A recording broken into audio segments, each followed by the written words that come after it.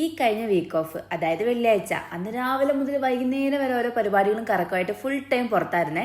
റൂമിലധികം സമയം ഉണ്ടായിട്ടേ ഇല്ല. അന്നത്തെ ആ കറക്കം വൈകുന്നേരം ആയപ്പത്തിന് ചെന്നെത്തിയത് ഒട്രിമാളിലുള്ള സിനിപോളിസിലാണ്. നമ്മുടെ ദിലീപേട്ടന്റെ ഏറ്റവും പുതിയ ചിത്രമായ പ്രിൻസ് ആൻഡ് ഫാമിലി വൻ ഹിറ്റായപ്പോ മുതൽ അതൊന്ന് കാണണമെന്ന് വിചാരിക്കുന്നതാണ്. ഇനിയും വെറുതെ വിചാരിച്ചുകൊണ്ടിരിക്കേണ്ട, ഇന്നെന്തായാലും രാവിലെ മുതൽ ഇറങ്ങി തിരിച്ചതാണല്ലോ, അപ്പൊ ഈ ഒരു സിനിമയും കൂടി ഞാൻ കണ്ടേക്കാന്ന് കരുതി ഷടപ്പടേന്ന് പോയി ടിക്കറ്റ് ഒക്കെ എടുത്തു ഞങ്ങൾ സിനിമ കാണാൻ കയറി. വിജയിച്ച പടമായതുകൊണ്ട് അത്യാവശ്യം ആളുണ്ടാവുമെന്ന് കരുതി. പക്ഷെങ്കിൽ അതിൻ്റെ ഉള്ളിൽ ആകെ 10-11 പേരെ ഉണ്ടായിരുന്നുള്ളൂ.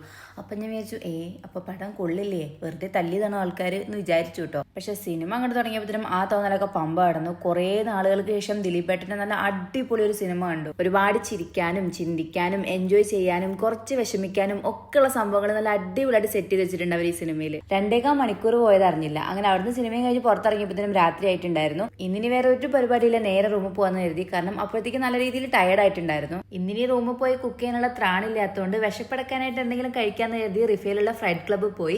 ഇവിടെ 1 ദിനാറിന് 3 ഷവർമ കിട്ടും കേട്ടോ. നല്ല ടേസ്റ്റ് ആണ്, എനിക്ക് ഭയങ്കര ഇഷ്ടമായി ഇവിടുത്തെ ഷവർമ. അങ്ങനെ അവിടുന്ന് ഷവർമയും കൂട്ടത്തിൽ ഒരു മാംഗോ ജ്യൂസും കൂടെ ഓർഡർ ചെയ്തു. മാംഗോ ജ്യൂസും നല്ല ടേസ്റ്റ് ഉണ്ടായിരുന്നു കേട്ടോ. അതൊക്കെ കഴിച്ച് വയറ് നിറഞ്ഞ് പിന്നെ നേരെ റൂമിലേക്ക്.